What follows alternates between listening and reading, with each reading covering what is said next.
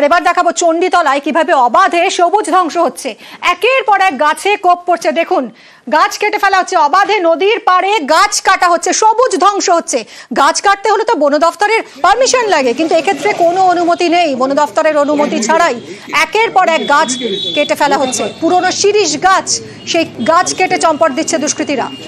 রানা আমাদের প্রতিনিধির সঙ্গে কথা বলবো। রানা, এরা কারা? বন দফতরের নজরে আসেনি কি এই ঘটনা? একদমই তাই। দেখো মিমি, যেটা হচ্ছে চণ্ডীতলা থানার নৈটি জেলে পাড়া তোমার এলাকা, সেখানে সরস্বতী নদী, এমনিতেই সরস্বতী নদীর পাড় তোমার দখল করে নিয়েছে, বিভিন্ন কনস্ট্রাকশন উঠে গেছে। যেটুকু নদীর অবশিষ্ট জায়গায় রয়েছে দুই পাড়ে কিন্তু মহামূল্যবান পুরনো গাছ রয়েছে। সেখানে দেখা গেল একটি শিরীষ গাছ, যার আনুমানিক মূল্য 50 থেকে 60,000 টাকা। সেই গাছকে রাতের অন্ধকারে, দিনের এবং রাতে দুষ্কৃতীরা সেই গাছটা কেটে দিয়েছে। শুধু তাই নয়, গাছের যে গোড়াটাকে, গাছের অস্তিত্ব প্রমাণ লোপাট করার জন্য গাছের গোড়াটাকে মাটি চাপা দিয়ে দেওয়া হয়েছে। এই বিষয়ে পঞ্চায়েত সমিতি বা স্থানীয় পঞ্চায়েত কিছুই জানে না।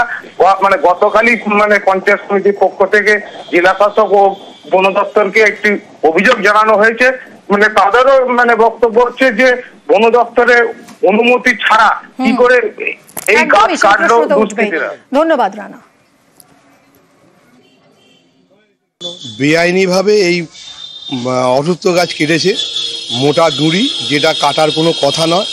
বেআইনিভাবে কোনো পারমিশন নেই, এবং একটা মোটা শিরীষ গাছ, যেটা 50-60 বছর আগেকার গাছ, যেটা অনেক মূল্যবান, সেই গাছকে কেটে তুলে নিয়ে চলে গেছে এবং সেটাকে মাটি চাপা দিয়েছিল যাতে মানুষ না দেখতে পায়। এবং আমরা এই এলাকার সমস্ত মানুষ চাই যে এই অন্যায় করেছে তার কঠোর শাস্তি হোক, এবং বন দপ্তর থেকে যেন বেশি করে তার বিরুদ্ধে যথাযথ ব্যবস্থা নেওয়া হয়।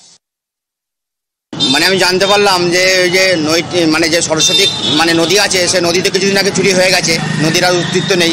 নদীর পাড়ে যে গাছগুলো আছে সেগুলোও চুরি হচ্ছে। আমি চাইবো যে যারা এই গাছ রাতের অন্ধকারে বা দিবালোকে চুরি করছে, তাদের কঠোর থেকে কঠোরতম শাস্তি হোক। তাদেরকে আইনের আওতায় এনে সঠিক তদন্ত শুরু করে তাদেরকে বিচারের আওতায় এনে তাদের বিচার করা হোক। কারণ এর বারবার আমরা অভিযোগ জানিয়েছি, আজকেও আমরা অভিযোগ জানিয়েছি, ডিএমকে জানিয়েছি, বন দপ্তরকে জানিয়েছি। আমরা চাইবো যারা দোষী, যারা এই কাজ করেছে, যাদের ইন্ধনে হয়েছে, তাদের প্রত্যেককে আইনের আওতায় এনে তাদের বিচার প্রতিক্রিয়া শুরু হোক। আর যে সরস্বতী নদীকে বাঁধটাকে বাঁচানোর জন্য যে গাছ বসানো হয়েছিল, রাতের অন্ধকারে কে বা কারা কোনো দুষ্কৃতী জানি না কাদের কথায় করেছে, এবং আমরা বন দপ্তরকে এবং পুলিশকে ইনফর্ম করেছি যথাযথ ব্যবস্থা নেওয়ার জন্য। গাছ কেটেছে এই জিনিসটা খুব একটা ছোটো ব্যাপার না। গাছ দেখবেন, গাছই তো আমাদের বাঁচিয়ে রেখে, গাছ আমাদের প্রাণ। এবং সেই গাছটার যেটা লোকজন বলছে যে 60-70 হাজার টাকা মতন দাম হবে, এবং দীর্ঘদিনের পুরাতন গাছ।